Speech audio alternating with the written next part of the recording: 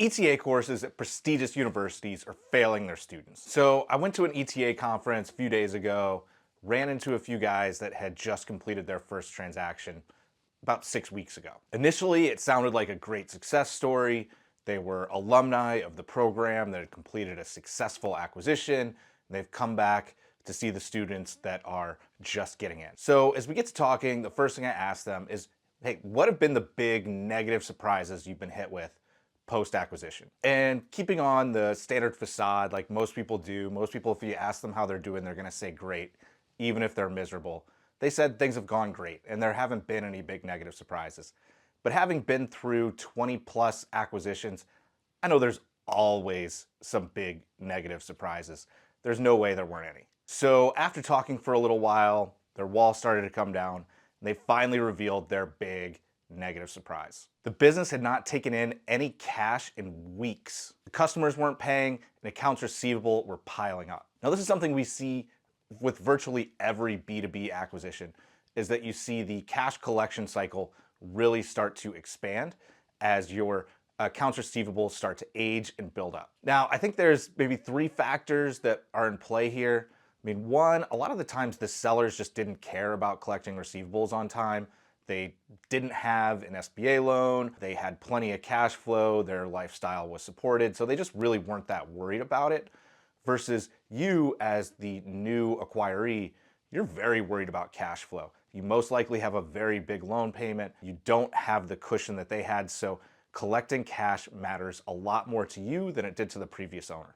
Possible reason number two is maybe there's some confusion on your client side of who to pay. Do I pay the old owner? Do I pay you? Even when we haven't changed the process, we still see it slowing, but maybe they're just not exactly sure what to do, and it's just an innocent mistake there. And of course, there's possible reason number three. I mean, maybe some clients just think they can get away with not making a payment. I hope that's not the case, but regardless of why the accounts receivables start to slow and coming in, it doesn't matter the why.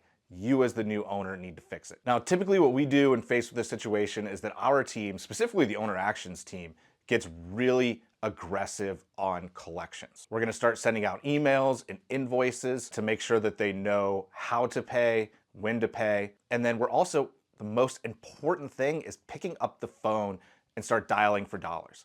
You can't just rely on sending emails and invoices.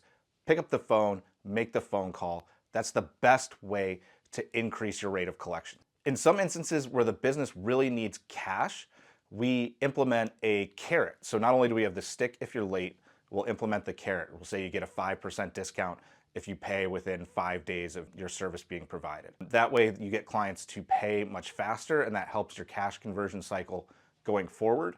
But then also to bring an inflow of cash, we've called people that are late on their payments and said, we're gonna start implementing this late payment system with a penalty going forward. Doesn't relate to your current balance because your current balance is under the old policy, but we've also implemented a 5% discount if you pay early. Since that wasn't available to you at the time of your service, we are going to offer you a one-time benefit of catching up on your balance with that 5% discount. And that's worked pretty well. And we let them know this is a one-time thing. If you're late in the future, there's going to be penalties. It gives them an incentive to catch up on their balance. And we've had a few businesses that cash got really tight, and this brought a nice inflow of cash that really, in a way, almost saved the company. And that's where I think a lot of these ETA programs do fail their students, is that one, they just give them information on how to do the search. They really don't spend enough time on how to run the business and these things that are going to happen within those first 60, 90 days of owning the business. And then also, I think a lot of the information that they're giving people on the search is wrong, and it's leading to really long search processes because they're doing things the wrong way. They're industry agnostic. Their buy box is all financial. They're using their LLC to do the search, doing all kinds of things that are just going to make the search take longer. I mean, obviously, we're talking our own book on this one since we partner with individuals throughout the whole way. Because when we had the options, we started to build a following on social media, and we thought, what's the business we're going to make? We could sell a course like everyone else that brings in instant cash. It's very easy. Or we do our partner program where we stand next to people. It's very hard. It doesn't bring in cash right away. We just didn't feel good about the course offering that we were going to make people successful, so we didn't go that route. The way we run our program is we're there for our partners start to finish, from the beginning of their search until they sell their business.